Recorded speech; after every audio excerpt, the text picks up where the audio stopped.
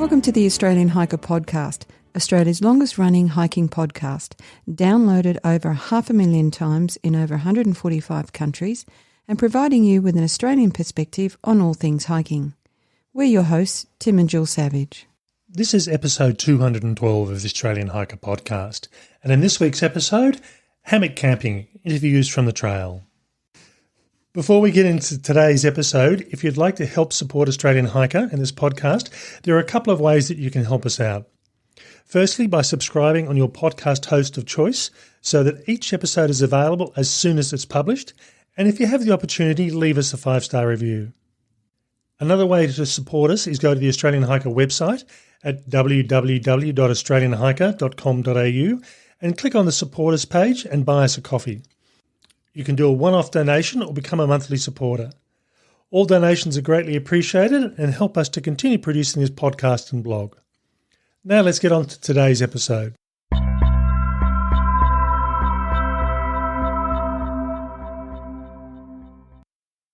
In this episode, we bring you a series of recordings that we made at a recent weekend hammock camping.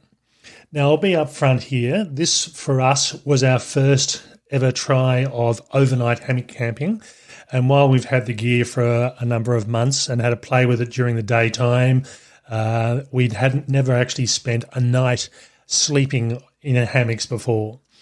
And we deliberately wanted to do that to bring you this is a typical person's first experience in a hammock.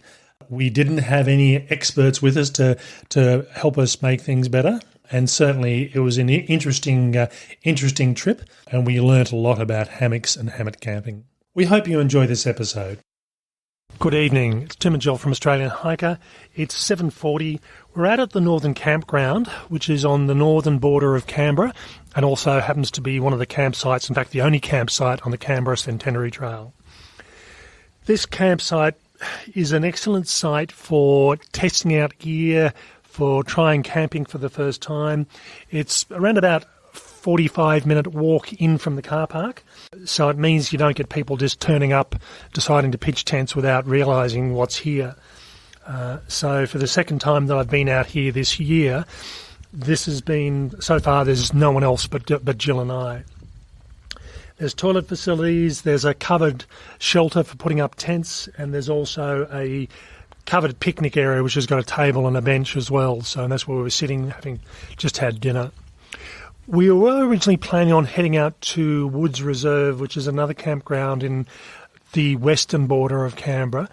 And we just decided, for one reason or another, we were going to head here. It's just a bit more remote, and there's no opportunity for people to turn up in cars. You've really got to be walking in and knowing this is here. So it's a good opportunity, and we don't have to worry about other people around, us disturbing them or them disturbing us. The reason we've come out here is to test out some hammocks, and I'll be honest with you, this is the first time we've actually hammock camped overnight. We have used hammocks before, we've tested them, we've played with them, but never for a full night, so this is the opportunity to go through and do that. We're using Cedar Summit gear, and the reason for that really is it's an Australian company. The product is readily available in most stores and most online stores, and it's coming from Australia, so we don't have to worry about overseas postage. It took us probably, I'd say about an hour and 15 minutes to set up 2 hammocks and a tent. And the reason for the tent is just in case something goes wrong. We've got ourselves covered. We were a bit casual about it, though, weren't we? I mean, we didn't rush, and we probably, faffed about a bit. Yeah, and I think I knew there was a stand of trees on the lower end of the paddock where the campground is, and I was pretty sure that the distances would suit hammocks quite well. And there's a large number. In fact, there's probably, if you're setting up hammocks, I would say there's 1, 2, 3, 4, 5, 6. There's probably about 10 potential hang points to put things up, and we picked the 2 that we decided that were the best. But we could have actually gone a bit further apart if necessary. The 2 hammocks we've got to try is a double Cedar Summit hammock, and double doesn't necessarily mean 2 people, it just means a wider width. suits larger people a bit better, and also their jungle hammock. And the jungle hammock is a style just as much as anything else, comes with a built-in bug net, whereas the other one we have to attach a separate bug net to it. And I think from my perspective, so far I'll be sleeping in the jungle hammock, at least for tonight. It's got a bigger opening entry on it, which I think for a larger person is probably a better option. Whereas the other separate bug netting, the door is just a bit smaller. Yeah, I mean it's not too bad. I mean it works for me, and I've also got my sleeping mat in there, so I'm going to try it without an external quilt. Tim's using the external quilt underneath his hammock, and I've got the specially designed tarp to go over the top of my hammock. Not that we're expecting any rain, it's looking pretty clear. And Tim's got a little bit of a makeshift tarp that we use for other purposes, so we'll see how he goes with that. Yeah, it's actually worked out quite well. Again, this is another Cedar Summit lightweight hammock, and I've just been creative on how I set it up. But it's, as I said, if it was pouring with rain, the hammock tarp would probably be a better choice. But for what I'm looking at here, it's worked really well. Yeah, and I think next time we'll be a little bit swifter and a little bit more focused, I think, when we're putting all the gear together. I think the other thing is, as we said, we spent a lot of time looking at tree distances and working out where the best tree distance was. One of the things I do like about the idea of hammocks, particularly in this site, the northern camping ground has very little flat ground. There's lots of flattish ground, but trying to find something that's really flat. And I think even where Jill's gone through and pitched the tent, it's still a bit of a slope on there. It's almost impossible to get, if you had sort of 10 or 12 tents out here, there'd only be a few people that would end up with a flat lay on the ground. Whereas with the hammocks, you can pretty much set up and get yourself to a good position without too much problem. Yeah, and I think that's probably one of the advantages that we're finding for the hammocks. It's if there are trees, then you're not dependent on flat ground or dry ground.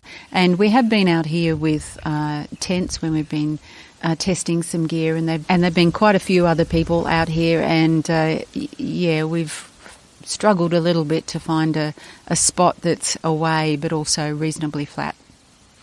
I think there is a couple of flattish sort of areas, but it's almost right on the trail, so it's not particularly helpful. Yeah, and people do come through at all times of the early morning and the late night, and often they're on mountain bikes, and you don't want to be close to the trail when that happens. Now, as far as temperature goes, a few minutes ago it was around about 21 degrees. It feels like 15 degrees with the apparent temperature. The forecast tonight is around about 12 degrees. And I must admit, once I'd set up the hammock and got inside there, I was thinking, I don't know if I'm going to need the overquilt. I think I'd be quite happy just lying in there, but I'll see how it goes. It'll be in there with me. But I think having the underquilt makes quite a big difference. It tends to stop any heat going anywhere. And they end up being like little cocoons. So I think it's going to be interesting to see what happens when it does get down to about 12 degrees.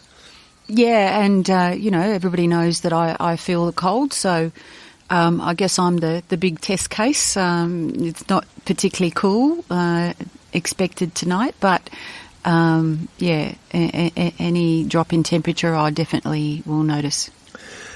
Okay, we're just going to have a bit of a chat and a socialise, and we'll probably... Is that what we do? Yeah, we're married. And I think we'll head to bed probably about another hour, I'd say. It's still fairly light, so it's a bit early to go to bed yet. Yeah, it is. Okay, talk to you later. Bye.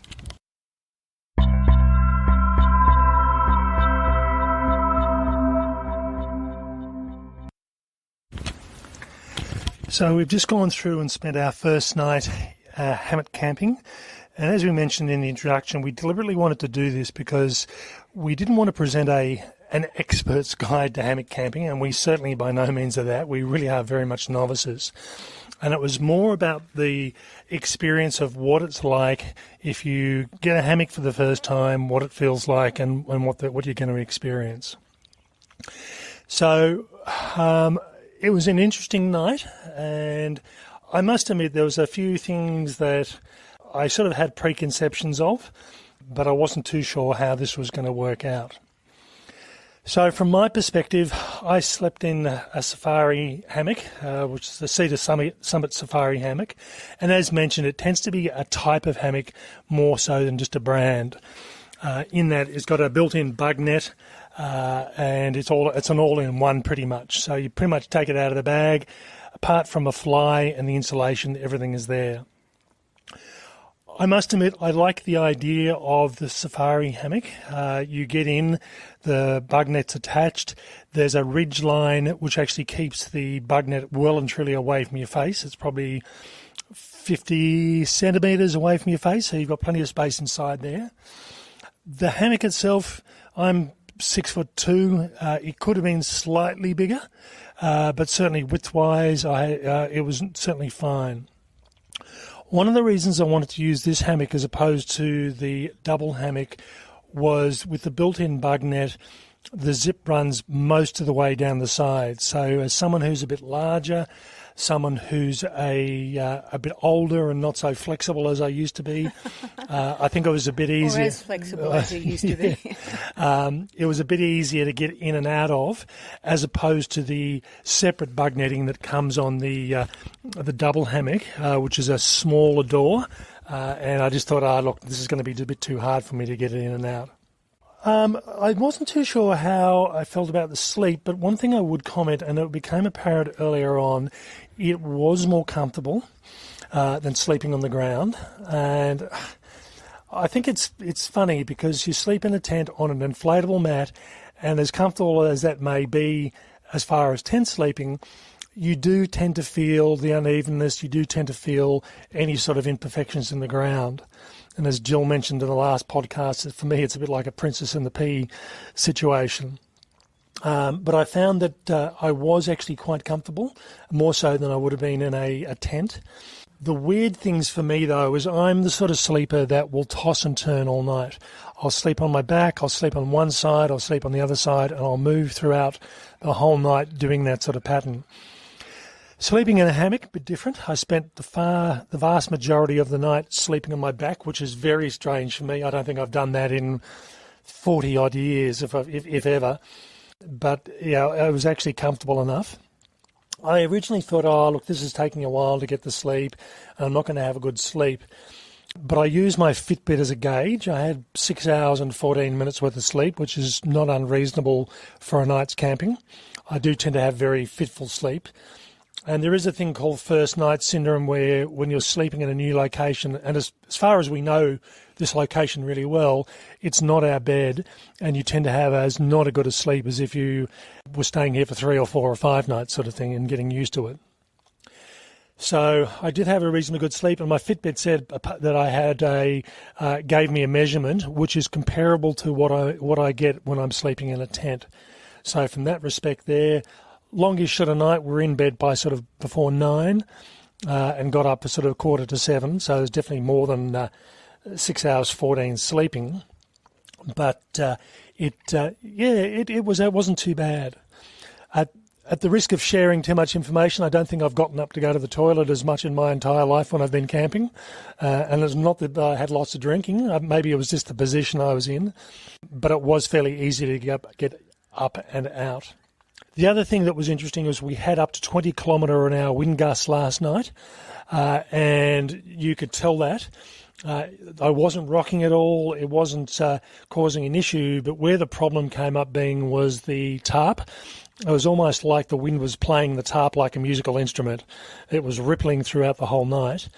Now, I was using the Cedar Summit standard rectangular tarp, and I offset it, and I didn't actually tie it down with all the attachment points.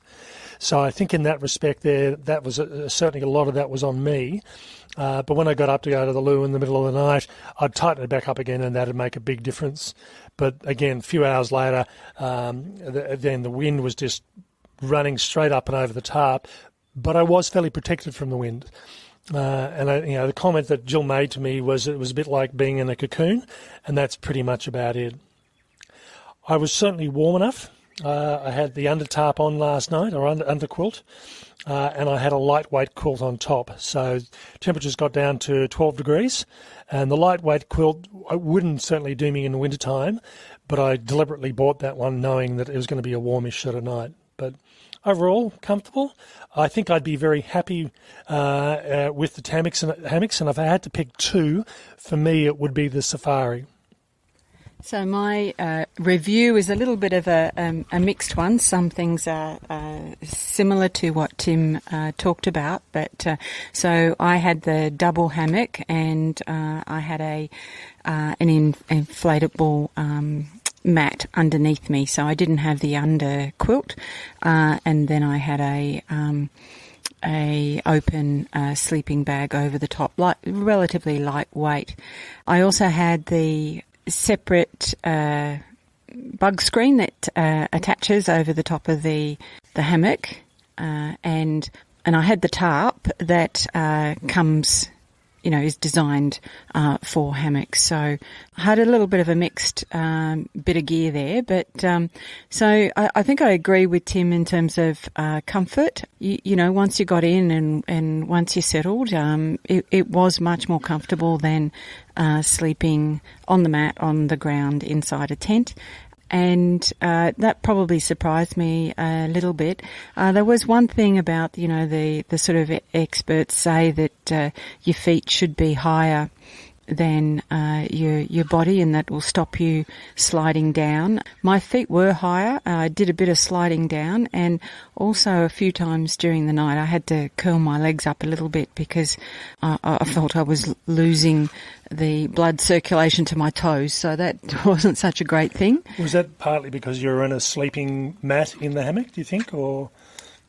That I was sliding? Yeah. I think partly yes, but I just thought it was interesting that the idea of putting your feet higher to prevent you from sliding didn't actually help prevent me from sliding. So certainly from my perspective, because I was sleeping directly on the hammock material itself, and again I had my feet slightly higher, I wasn't sliding down at all. So in terms of warmth, pretty warm. I did tuck the edges of the sleeping bag in and under the mat a little bit once I got in and settled. That helped with some cold drafts. I did find that the wind was coming directly over the top of me, the wind gusts, and some of those wind gusts were actually quite cool. So I felt a little bit buffeted, and not a fan of wind whistling through my ears, so I never have a convertible car. So I did need to protect my ears a little bit from the wind that was coming through. And like Tim, there were all sorts of different noises that you just weren't familiar with in terms of a little bit of tarp movement, but, I had the dedicated tarp, so it wasn't too bad. But mostly the attachable bug screen, and it was good to have it. Definitely wouldn't have wanted to do this kind of camping without it, but there was quite a bit of movement, and also felt that probably I had to tuck it a little bit so it didn't drag so much. There's a lot of net fabric there that tends to disperse quite a bit when when you don't keep control of it. So, all in all, a really good thing. I think the thing that surprised me, I'm obviously a neat freak, but when I looked at the setup and as I was sleeping in the setup, I felt it wasn't quite as neat as I would have liked. Things weren't quite as tucked in as perhaps, if you've got a tent and you're inside the tent, they might have been. Maybe that's because we're new to this and we need a bit more practice in getting things ordered. Maybe that's just the way it is. But, so all in all, I agree with Tim, had, a fitful sleep, but then when I'm camping, that's generally the case anyway. One other comment I'd make here is when we were packing all the setups down, there was two things we probably identified, and again, as newbies, experienced hammock campers would probably pick this up better than we would. We realised that potentially we could have set up on a series of 3 trees in a triangle, so having one end of both hammocks on one tree and moving to 2 other trees for the feet. I think that Jill's comment was she felt a bit lonely. Because we were camping about 15 metres away. Oh, but I could hear you. I could hear the snoring, so I knew where you were exactly. I just felt a little bit isolated. At times, when it got quite loud, I wasn't too unhappy about that. So yeah, in hindsight, if I look at the site now, I would have sort of used 3 trees and set up so we would have been close together. But that's a beginner's thing. It's something you pick up as the more you do, and again, it really experienced hammock campers. Some people might like the isolation. Yeah. Well, that's true. That's true. The other comment I'd make as well is, you are hanging from trees, and whether you're setting up a tent on the ground or hanging from a tree, you want to make sure you protect the environment as much as possible. Now, we had four straps around 4 trees, and 3 of the trees, you have no idea that anyone's ever been there. One of the trees, the strap has dug into the tree, not badly, and even now I'm looking at the tree, it's drying up, but you can see that it's been compressed. I think partly that's because it's summertime, there's a lot of water moving up and down the tree, the bark is fairly soft, but as I said, 3 of the other straps, you don't even know that we've been there. You can actually get, and we did actually have tree protractor straps, and we decided not to use those just to see how the kits would go. The tree protector straps are designed, they're wider, designed to sort of spread the load over the bark a bit better, and certainly they're designed to be a bit more environmentally friendly, so certainly they would be worthwhile considering. But as I said, 3 out of 4 trees, don't even know we've been there.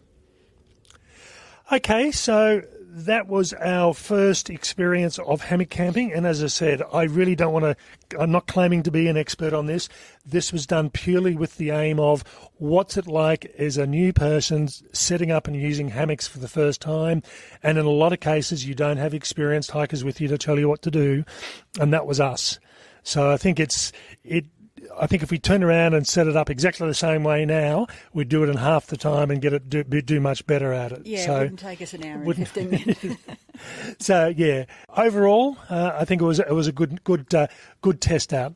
Yeah, I think it was a good experience, and definitely worth trying to see if it's for you.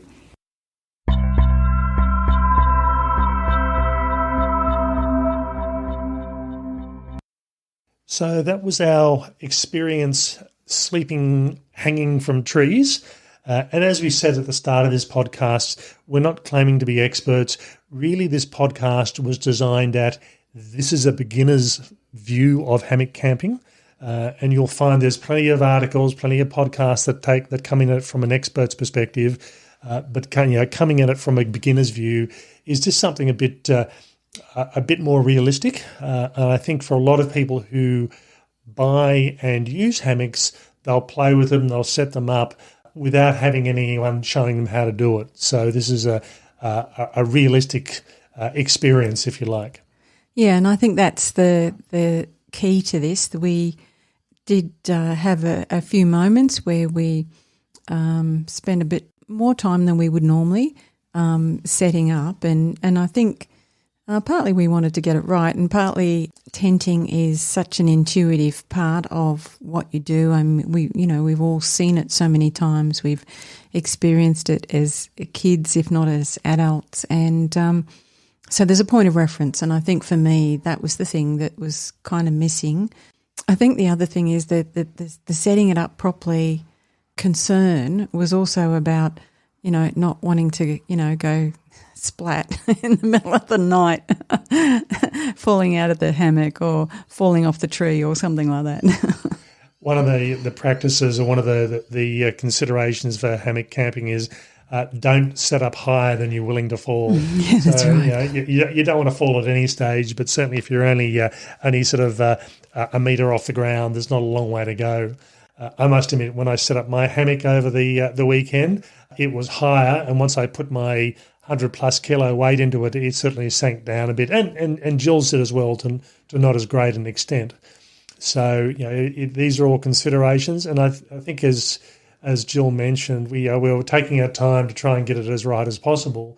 If we were to turn around and do it again, we would have, as we had mentioned, set up using 3 trees, and that would have put us a bit closer together. But then I would have heard your snoring even more loudly than I did. So I was in this moment of loneliness until you started to snore, and I thought, oh, okay, that's a good reason why we can be distant. Now, for me, my very first hammock was an 18th birthday present from my brother, and this was one of these metal frame things you sat out in the backyard and you sunbaked in. I hated the thing. We don't sunbake anymore, do we? No. So it's these were, when you talk to people about hammock camping, they have a picture in their mind about the thing in the backyard or the mesh thing you have down on the beach. And it's a hard hard concept to grasp about technical hiking hammocks that are built for sleeping in the outdoors. Now, as I mentioned, we use the Cedar Summit product for a couple of reasons. Firstly, they're readily available. You can go into a lot of stores now throughout Australia and they will carry them in stock, particularly the larger stores. They're easy enough to order online and you can get them to turn up fairly easily without having to go to an overseas provider. There are certainly lots of manufacturers and lots of suppliers and providers in Australia and worldwide. There's a number of cottage industry providers that make bits and pieces and put them together as kits. There's a number of people or companies that will import them from overseas. And if you go to the US websites, that really is the home of hammock camping. And there are hammock camping podcasts. There are a number of well-known brands. So, but I think the thing from my perspective, I wanted something that was easy to access, easy to get, and easy to set up without having to think too much. And a lot of people who are keen hammock hikers or hammock campers will put together bits and pieces that really suit their needs. So, I think if you're looking at going through and setting up with hammocks, you start off with something simple and relatively cheap to start with, and then you go through and build your own kit based on your budget, your requirements, and your knowledge and experience. Okay, we hope this has been of interest to you. I think from my perspective, I would be looking at doing more hammock camping. There's definitely no doubt about that. I like the idea, and as I mentioned in the written article on hammock camping, we had a situation on the Human Hovel Track where we had to walk probably for about 2 or 3 kilometres more than we thought we were going to just to get a flat piece of ground to put a tent on. Yeah, that's right. And we walked past so many trees that we could have very easily... There were lots of trees on that track. Hung up hammocks without too much problem. So I think for me that's probably the main benefit, that providing there are trees there, you'll normally find some that are the right sort of distance apart and the right sort of size, and you'll be able to set yourself up. But, having said that as well, I do a lot of camping above the tree line in the snowy mountains, and hammocks aren't going to be particularly useful in that sort of situation. So I think having a hammock as part of a kit is not a bad way to go. And I do like the idea of the all-in-one sort of kits where everything's attached and you've got a very small number of components or units that you can sort of put together and set everything up. Yeah, I think that's right. I think there's, a place for them and, under certain circumstances, similar to what you were saying, Tim, I'd be happy to do more hammock camping and, I guess on those longer hikes, there's a decision you have to make about one or the other or whether you can actually take both. If it's an all-in-one unit, that might be easier to do. Yeah, I think, it's worth trying and certainly opened up my eyes to a different way of experiencing the outdoors and you very much feel that you're outdoors in when you are hammock camping. So, I think it was a great experience. Okay, we hope you've enjoyed this episode. That's all for me. Bye for now. And bye from me.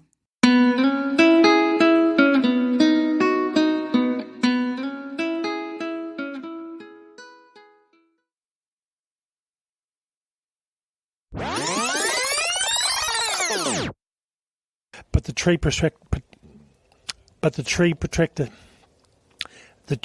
protractor.